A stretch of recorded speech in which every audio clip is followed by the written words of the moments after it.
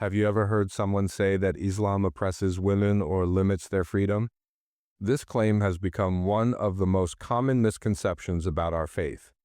But when we look closely at the Quran and the teachings of Prophet Muhammad, we find something very different, a message of dignity, respect, and justice for women.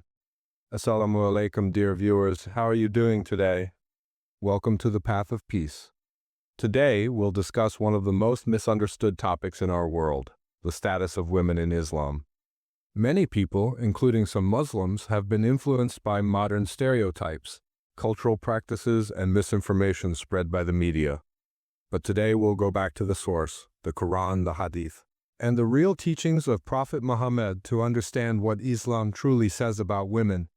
14 centuries ago, before the light of Islam came, the world treated women as property. In many societies, women had no rights to inheritance, no say in marriage, and no recognition as individuals. In some cultures, daughters were buried alive out of shame.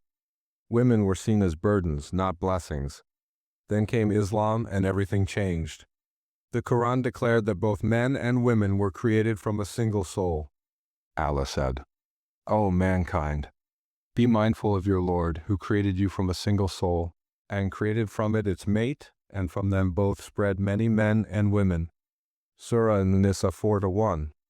This verse established spiritual and human equality between men and women, something revolutionary at that time.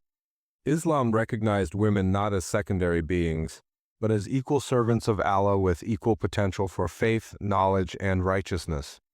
Let's explore the truth about women in Islam by looking at 5 key areas: spiritual equality, education, marriage and family life, economic rights, and social contributions.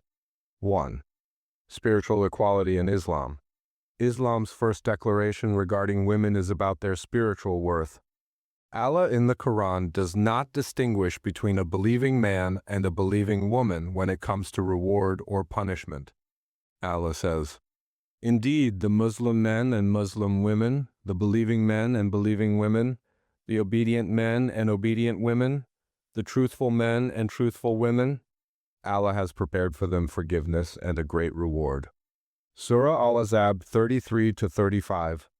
This verse lists men and women side by side, equal in faith, worship, and reward.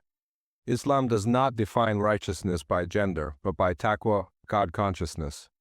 Prophet Muhammad also confirmed this equality when he said, "Women are the twin halves of men." Sunan Abi Dawud. Spiritually, there is no superiority of one gender over another. What elevates a person in the sight of Allah is not gender, but piety and good deeds. 2. Right to education. Islam made seeking knowledge an obligation for every Muslim, male and female. The Prophet said, "Seeking knowledge is an obligation upon every Muslim." Ibn Majah. This statement was revolutionary because it made education a right, not a privilege. Women were not only encouraged to learn, but also became teachers, scholars, and transmitters of hadith. One of the greatest examples is Aisha, may Allah be pleased with her, the wife of the Prophet. She was among the most knowledgeable companions and taught hundreds of scholars after his death.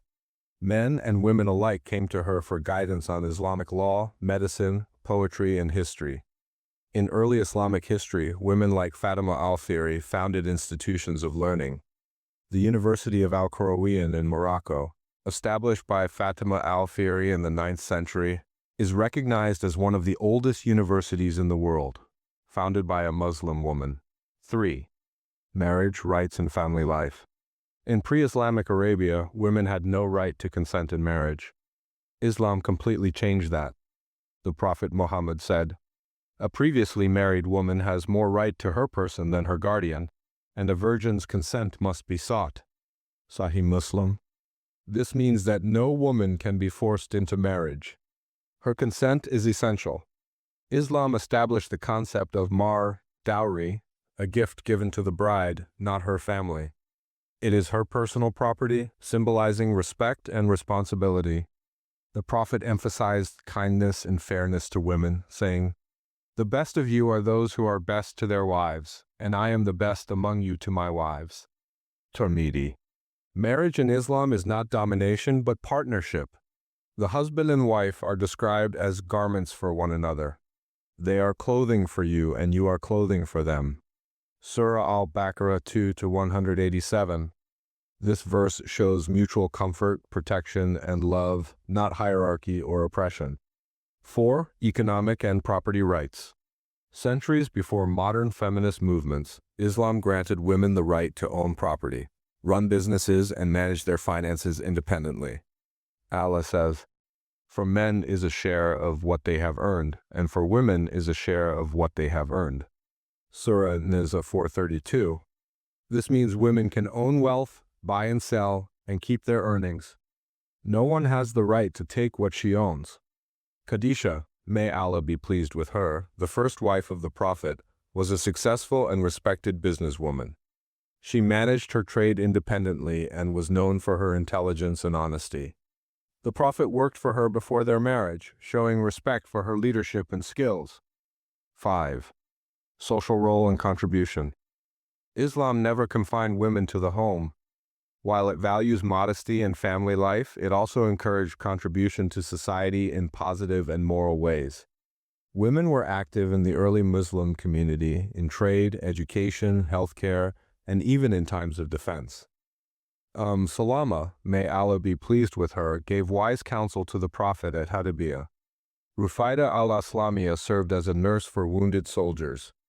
Uzma bint Abu Bakr, may Allah be pleased with her, supported the Prophet during Hijrah, carrying supplies through dangerous routes. Women were never hidden or silenced. They were visible, respected, and active members of society, as long as their actions remained within Islamic ethics and modesty. 6. Misconceptions about veil and modesty. One of the biggest misunderstandings about Islam and women is the concept of hijab. Many think hijab is a sign of oppression, but in reality it's a symbol of dignity and faith. The Quran commands modesty for both men and women. Tell the believing men to lower their gaze and guard their private parts. And tell the believing women to lower their gaze and guard their private parts and not display their adornment except what appears thereof. Surah An-Nur 24:30-31. The hijab is not about hiding beauty. It's about controlling how one presents themselves with self-respect. Muslim women who wear hijab do so out of devotion, not coercion. It gives them control over how they're perceived, as people of character, not objects of desire. 7. Islam's defense of women's honor. The Prophet strongly condemned mistreatment of women. He said, "Fear Allah regarding women, for you have taken them as a trust from Allah." Sahih Muslim. In his final sermon, the Prophet emphasized women's rights repeatedly. He left the Ummah with a clear message that women are a sacred trust. Islam abolished female infanticide, gave daughters inheritance rights, and made the care of daughters a path to paradise. Prophet Muhammad said, "Whoever raises 2 daughters and treats them kindly will be with me in paradise like this." And he held his 2 fingers together. Sahih Muslim. This shows the deep honor Islam gives to women not as burdens, but as blessings that lead to Jannah. 8. Cultural practices versus Islamic teachings. Many of the restrictions people associate with Islam actually come from cultural traditions, not religion. Practices like forced marriage, denial of education, or domestic abuse have no place in Islam. These are acts of ignorance and injustice that go directly against the Quran and Sunnah. The Prophet said clearly, "The most perfect of believers in faith are those best in character, and the best of you are those best to your women." Tirmidhi. So if someone mistreats women, he is not following Islam, he is disobeying it. Islam didn't restrict women, it elevated them. It gave them rights long before the world even recognized their humanity. Islam protected their dignity, honored their intellect, and made their faith equal to men. When we see Muslims or societies mistreating women, we are not seeing Islam, we are seeing the failure to follow Islam. True Islam is justice, balance, and mercy. So the next time someone asks, "Does Islam restrict women?" tell them, Islam gave women honor, independence, and spiritual equality long before anyone else did. The problem isn't Islam, it's the people who have forgotten what Islam actually teaches. Thank you for watching The Path of Peace. If this video helped clear your understanding of Islam, share it with others so the truth can reach more hearts. Remember, real change begins with knowledge and sincerity. Subscribe to our channel and press the bell icon to stay updated with more Islamic content.